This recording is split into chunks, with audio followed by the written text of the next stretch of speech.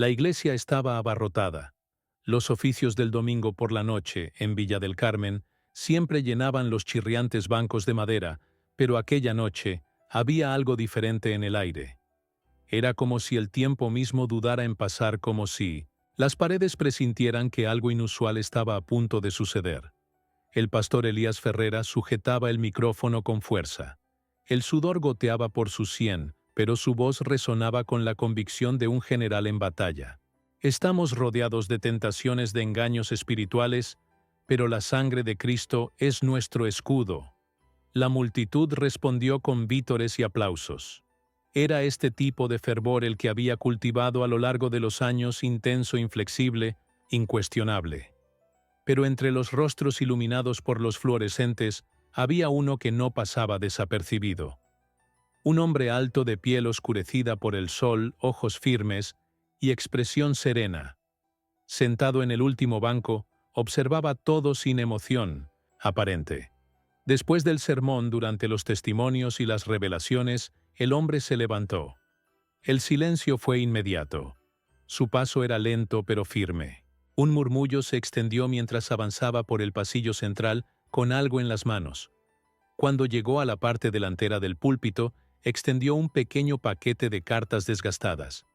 «No he venido a confrontar, pastor», dijo en voz baja, pero lo suficientemente clara como para resonar en el fondo de la nave, «sino a advertir». Elías se adelantó y le miró con los ojos entrecerrados. «¿Quién eres tú para hablar aquí? Este es un altar consagrado. Estas cartas son herramientas del enemigo». «No he venido con armas, solo señales», respondió el desconocido abriendo con calma la primera carta a la torre. Un murmullo recorrió la sala. Alguien susurró que la carta representaba la ruina, una caída, una destrucción repentina. Elías no dudó. Pisoteó las cartas aplastándolas contra la alfombra roja. «Fuera de aquí antes de que el Señor en persona os derribe por blasfemos». Estallan los aplausos. Las carcajadas resuenan. Entre los jóvenes, el hombre recogió sus cartas sin prisa, sin ira. Pero antes de darse la vuelta miró directamente a los ojos de Elías. «Lo que está enterrado bajo estos muros gritará antes del amanecer». Y se marchó, sin decir una palabra más, sin mirar atrás. Esa misma noche, las luces de la iglesia empezaron a parpadear. Primero discretamente, después como si lucharan por el espacio con algo que quería emerger. El sonido de las palmas y los himnos se mezcló con una extraña vibración en el suelo, casi imperceptible pero presente. Fuera el viento dejó de soplar. Los árboles que rodeaban el edificio permanecieron inmóviles como si hubieran enmudecido.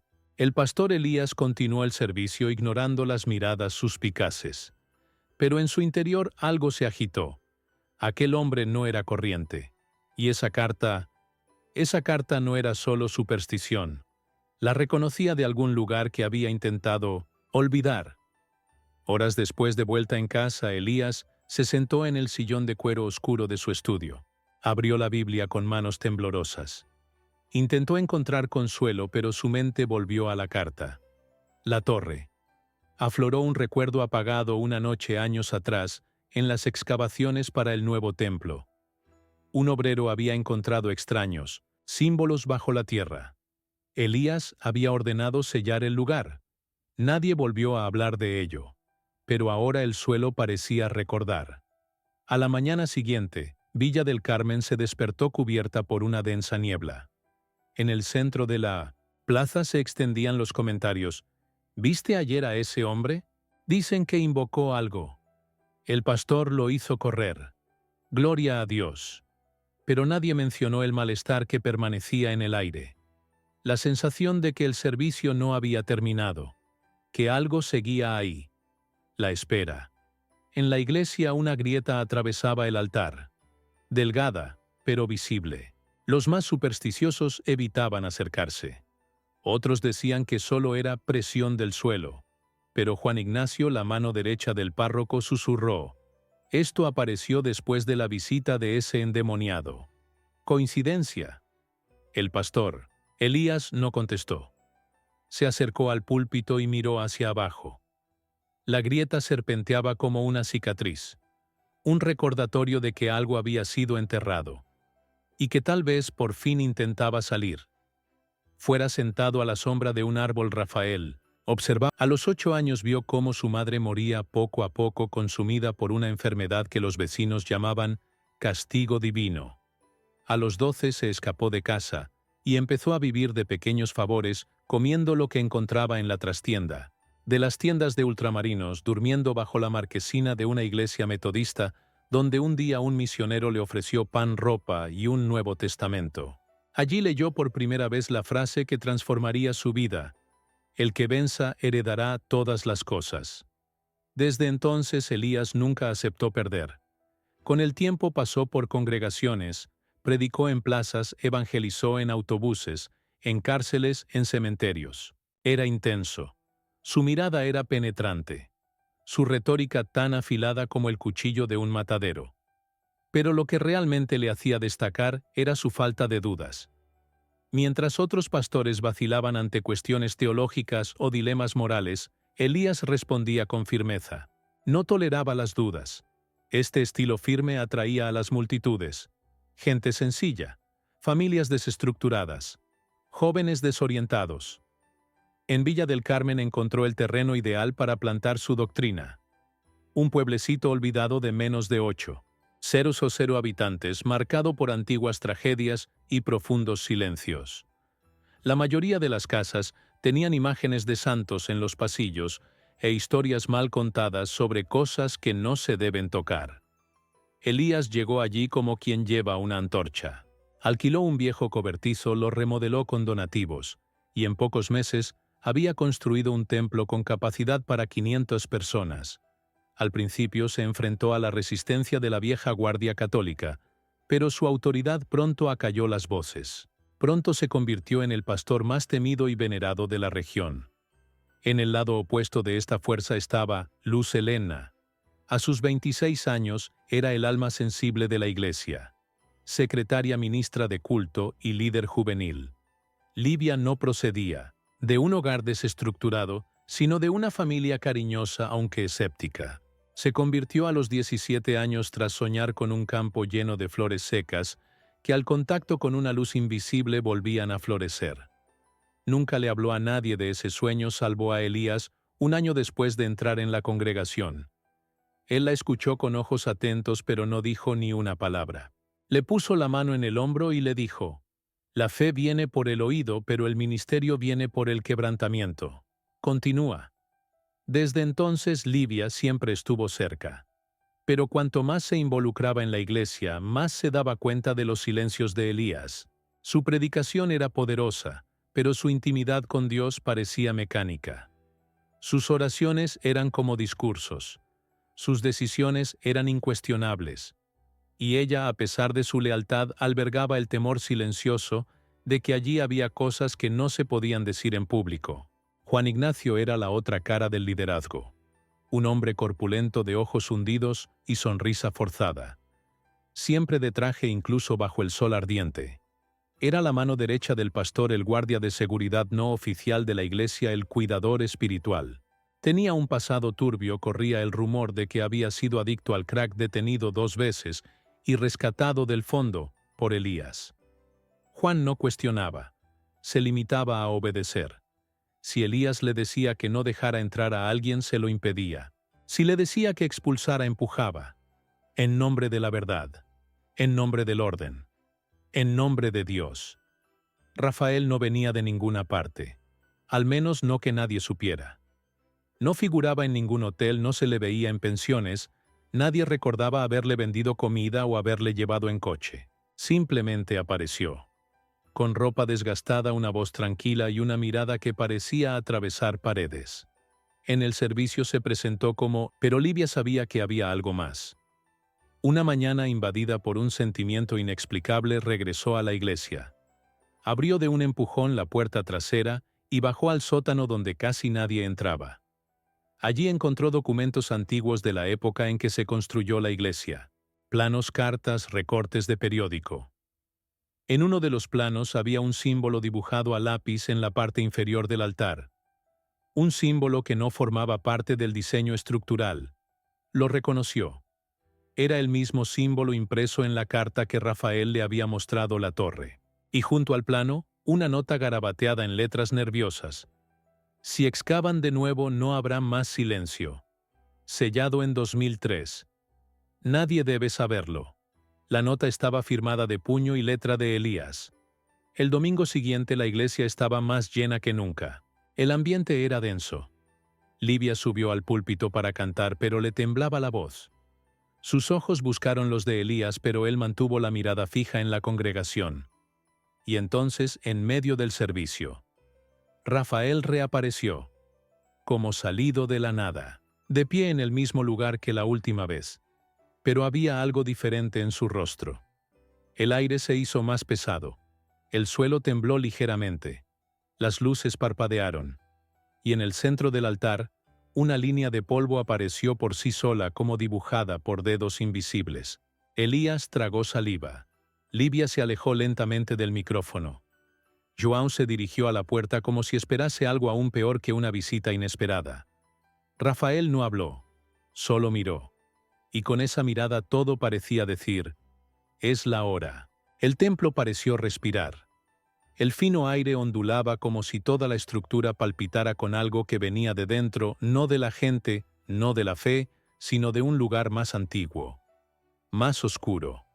El pastor Elías, que vestía un traje gris claro manchado, de sudor, permaneció inmóvil durante interminables segundos. Miraba fijamente a Rafael como un juez mira fijamente a un condenado, aunque era él quien sentía que el juicio caía sobre sus propios hombros.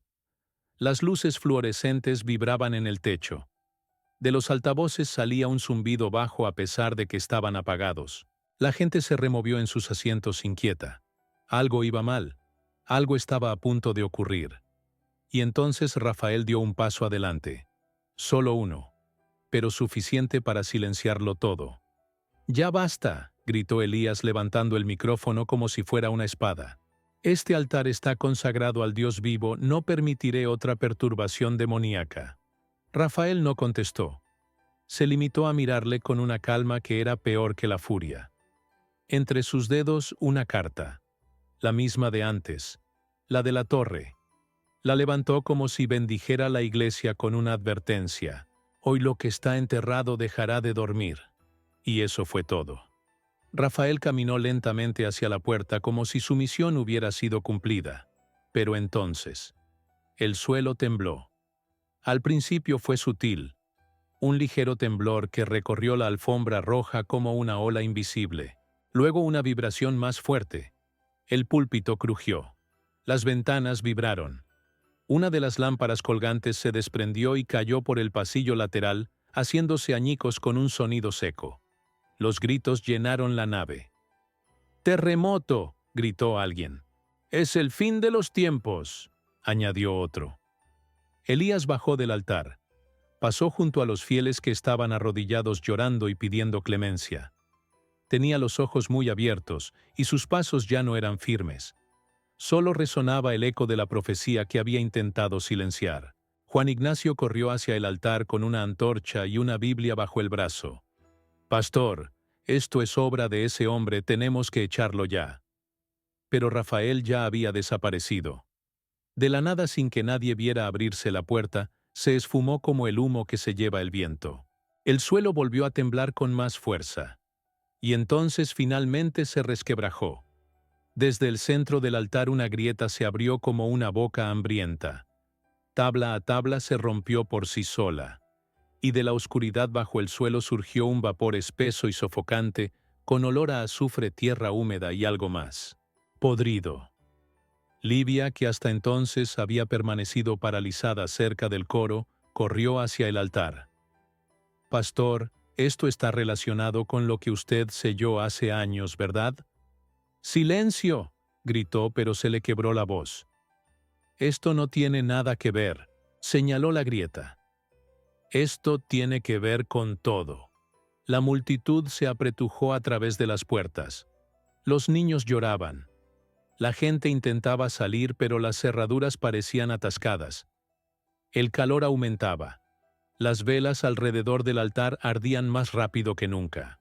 De repente las luces se apagaron, y en la oscuridad, una voz susurró. No era de Rafael, no era de Elías, era múltiple profunda como si hablara desde el centro de la tierra. Has sellado la verdad, pero la verdad no duerme para siempre. Y luego fuego. Comenzó desde abajo. Surgió de la grieta como serpientes doradas. Un fuego que no crepitaba, no crepitaba. Simplemente se consumía silencioso, oscuro, casi líquido. Trepaba por las paredes como si conociera el camino. Elías intentó contenerse. Cogió el aceite ungido. Lo lanzó alrededor. Gritó, «En el nombre de Jesús te lo ordeno». No pasó nada. Gritó más fuerte, sudando, tropezando. Libia intentó apartarle de la grieta, pero él se resistió. «Todavía puedo pararlo». «No puedes, porque tú lo empezaste», replicó ella con lágrimas en los ojos. John, conmocionado, cayó de rodillas. «¿Nos ha engañado, pastor?» «Hice lo que tenía que hacer, impedí que surgiera la maldición». «Nos has mentido a todos», gritó John, y los fieles empezaron a murmurar. Traición, desconfianza, temor. Y en medio de todo un giro aún más denso, Libia se acercó a la grieta y vio símbolos en la pared de piedra bajo el altar. Símbolos antiguos. Y un nombre. Eliyahu, una forma antigua del nombre Elías. Se giró sorprendida. ¿Es tu familia? ¿Tu nombre está en las piedras? El pastor cayó derrotado. Se arrodilló. Se tapó los oídos. Lloró como un niño. Mi abuelo selló este mal, y yo continué el pacto. Pensé que podría contenerse. Con fe, con silencio. Con piedra. Libia lo miró con los ojos llorosos. La fe no es para ocultar, es para iluminar. Las ventanas se abrieron de golpe. El fuego avanzó por las paredes, quemando los bancos, consumiendo las estructuras. Pero no había calor abrasador. Era otro tipo de fuego, el fuego de la verdad. Una grieta en el techo dejó al descubierto el cielo negro, cubierto por nubes bajas. Los relámpagos crepitaban, pero no llovía, como si el propio cielo estuviera esperando el momento oportuno. Y entonces Elías se levantó. Respiró hondo. Se quedó mirando la grieta como quien mira su propia tumba. Si ese es el precio, que se pague. Libia intentó retenerlo. No, hay otra manera, todavía hay tiempo. Él sonrió dolorosamente. El tiempo se acabó cuando elegí esconderme. Ahora solo queda limpiarlo. Caminó hacia el centro del altar. El humo envolvió su cuerpo, pero no le quemó. Y allí, de rodillas, puso las manos sobre los símbolos. Empezó a rezar. Pero no en voz alta, no como en los servicios religiosos. Una oración baja y sincera, sin actuación, solo rompiendo. Y entonces el fuego dejó de elevarse, congelado en el aire, parpadeando como si fuera consciente. El suelo bajo Elías se derrumbó, pero antes de que cayera se lanzó con fuerza como si empujara algo hacia las profundidades. El agujero se cerró. El fuego se apagó. Se hizo el silencio. Cuando llegaron los bomberos solo había cenizas. Toda la iglesia había ardido, pero ninguna de las casas vecinas se había visto afectada. Ninguno de los fieles había resultado gravemente herido, pero no había rastro de Elías. Los escombros estaban sellados. Los medios de comunicación intentaron cubrir el caso, pero nada parecía explicarlo. Los residentes dijeron que había sido un cortocircuito, pero nadie lo creía realmente. Libia, sin embargo, lo sabía. Volvió a la iglesia al día siguiente. Entre las cenizas, encontró una única flor blanca que crecía en lo que solía ser el altar, y junto a ella una letra chamuscada, la estrella. Sonrió con lágrimas en los ojos. «Lo has conseguido». Nunca se volvió a ver a John. Algunos dijeron que se había vuelto loco. Otros dijeron que se había unido a una secta en el interior de Pará. Pero nadie lo extrañó. Rafael reapareció. Por última vez. Sentado en la entrada del pueblo, cruzando el camino de tierra. Un niño lo reconoció y preguntó, Vas a volver a la iglesia. La iglesia está ahora donde la gente quiere ver la verdad. Y entonces desapareció en el polvo del camino. El pueblo cambió. En silencio. Sin templo, sin altar. Pero con algo nuevo: conciencia. Surgieron grupos de oración en balcones, patios, plazas de mercado. Libia se convirtió en un punto de referencia. Pero nunca se llamó a sí misma pastora. Prefería que la llamaran hermana. Una hermana que escuchaba, que no imponía, que no borraba preguntas. Una noche lluviosa, meses después, recibió una carta. Sin remitente. Dentro solo un trozo de papel con las palabras: cuando la luna roja toque el suelo del Carmelo, cava en el lado este del altar. Firmado R. Miró al cielo. Esa noche la luna estaba extrañamente cerca, roja como la sangre, y en el viento, el antiguo susurro volvió. La verdad no duerme para siempre. Los días que siguieron a la destrucción de la iglesia estuvieron envueltos en silencio, pero no el mismo silencio opresivo que acompañaba los rígidos servicios del pastor Elías. Este era diferente.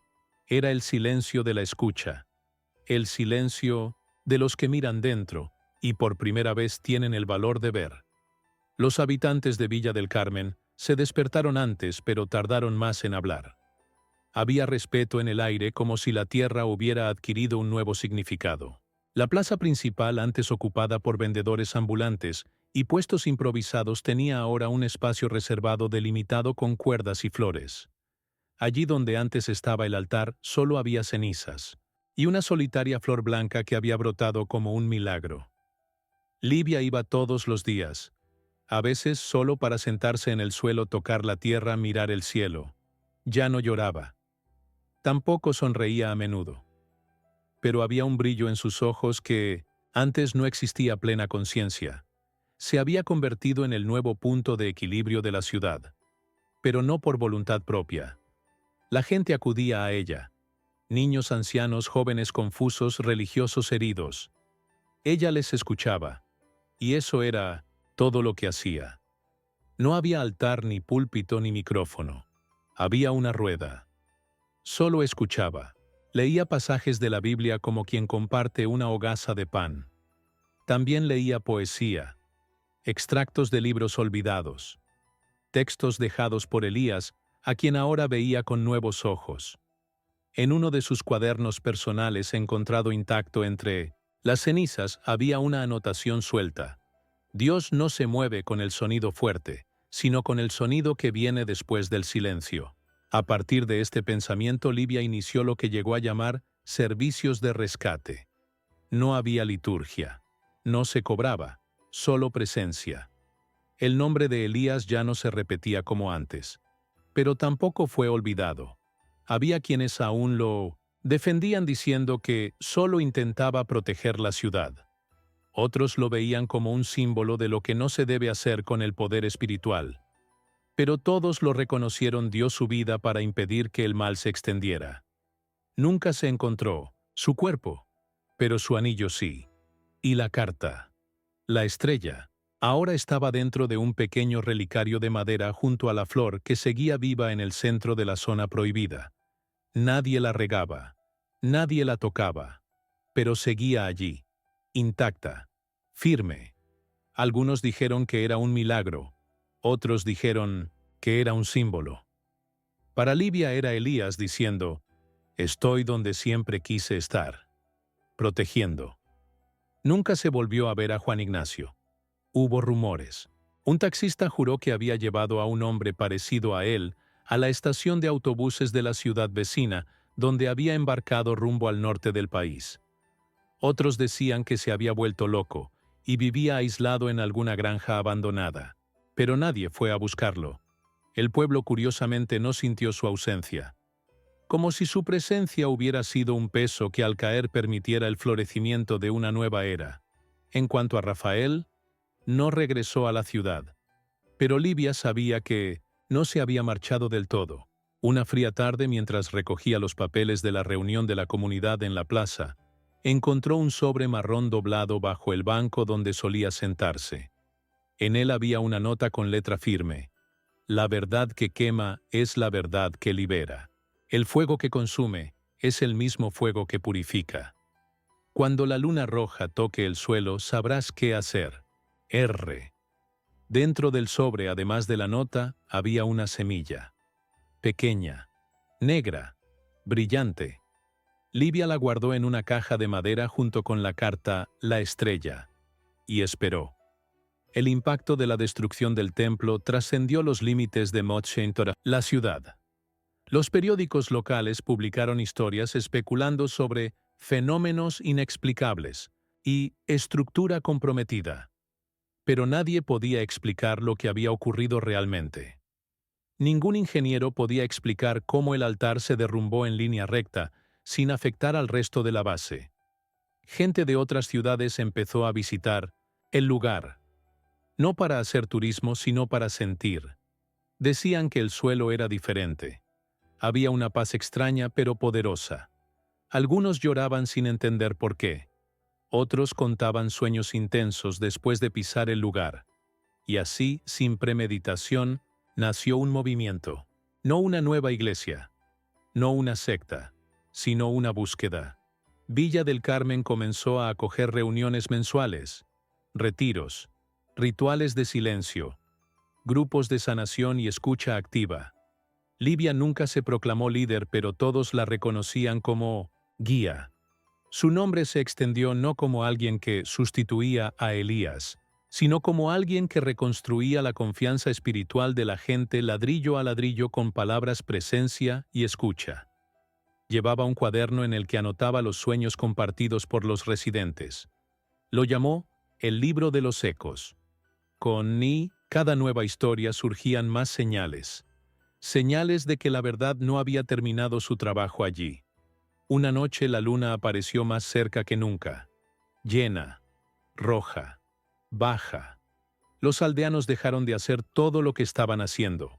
Era como si el cielo se hubiera inclinado ante la tierra. Livia recogió la carta de Rafael. La releyó. Cuando la luna roja toque el suelo, cava en el lado este del altar. No lo dudó. Reunió a algunas personas de confianza. Fueron al lugar donde la flor seguía floreciendo sola. Cavaron con cuidado en el lugar exacto indicado. La tierra estaba húmeda a diferencia del suelo seco que la rodeaba. Al cabo de unos minutos los dedos de Livia tocaron algo sólido. Una caja. Dentro, solo una hoja de papel doblada con un nuevo mensaje. Lo que se reveló fue solo la superficie. Lo que nos espera requiere aún más luz. Firmado R. Y junto a la hoja otra baraja de cartas del tarot. Pero todas en blanco. Excepto la primera. El juicio. A la mañana siguiente Livia miró al horizonte. El sol se alzaba entre verdes colinas, ahora más brillante que nunca. La ciudad estaba despierta. Los niños volvían a reír. Los ancianos contaban historias con un brillo en los ojos. El silencio se había vuelto sagrado, no opresivo.